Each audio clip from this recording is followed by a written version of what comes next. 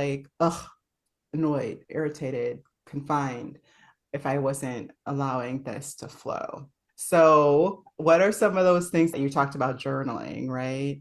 And how has that become the magic of what allows that to happen for you? Yeah, the magic I think is really when you're, I think it's two things. Like one, you're really getting it out, right? So that crankiness that you talked about, I totally know what you're talking about, right? When suddenly everything is irritating you, especially as highly sensitive people, right? That's the cue that there's something like I either need to, that's the protection you're putting up. There's too much input. And so I need to output, right? So I need to Mhm. express something so that there's that spaciousness. And for me, journaling and writing, and for a lot of my clients too, it allows you not only to get it out, right? But then you're also able to see things from a totally new and different perspective. I like to talk about the eagle eye perspective of what is really going on in my life. How do I really feel about this person? Do I, what am I doing in my job? Right. And being able to have the tangible piece of paper or like even the document on the screen or the notes app on your phone, it's something outside of yourself. Right.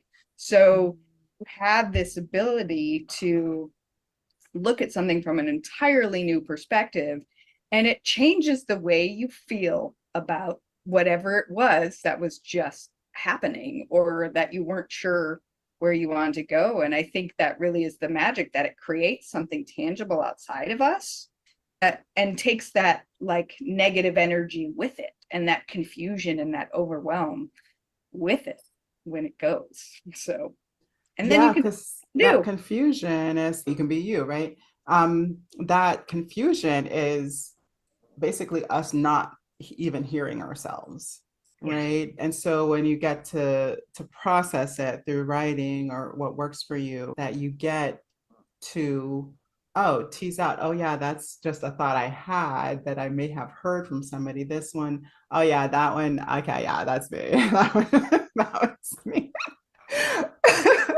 Right? And then you start to hear yourself. You start to hear what's most true for you, maybe in that feedback loop, right?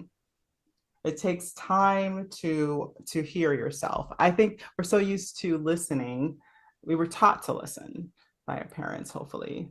And then hopefully we were taught, but then it was beat over our heads. Listen in school, listen when I'm telling you to do something. If you want this degree, you better listen. And if you're gonna have a job, listen to what I want and make sure you get all the rules right, because if you don't, you won't have a job. And so it becomes something that you prioritize external voices, Mm, yeah. Yeah. right? And so we really need a way to process this. And there, I don't know another way. Honestly, like there's that kind of somatic stuff, but I feel that sometimes you can run off the energy or the feelings or even the stress that has accumulated. I feel like everybody's a little bit different, but I think for people who need to process thinking and understanding and knowing what's for them, it looks more like a creative act. Mhm. Yeah, I agree. I agree. Yeah, Yeah. some people may need to just go for a run and suddenly their thoughts are clear and they come back with And all they're things, right? all, Find the thing that lets you get it out. Whether it's whether it's singing, whether it's writing, whether it's movement, whether it's a walk in the woods, but or there's a combination. or a combination, Yeah. 100%. Usually that's what we end up doing, which is why I love what you're doing so much, because you're pulling in all these different ways in which you could truly get to a point where you've got many tools in your toolbox to be able to continue to express yourself, to know and learn and grow and in multiple different ways, because for some situations journaling does work, for other situations it doesn't, and You switch out the tools. Yeah, I think that's important too, like knowing when to pick up which tool, like what works for you in what situation, like being able to discern where you are and then be able to know what tools next. what does it look like if you, because there's always that part of you that knows you're creative, but then it might not believe you anymore if you haven't done it in a while. Yeah, 100%. And how to get back into it, or how to even know that's the thing that you want to provide space for.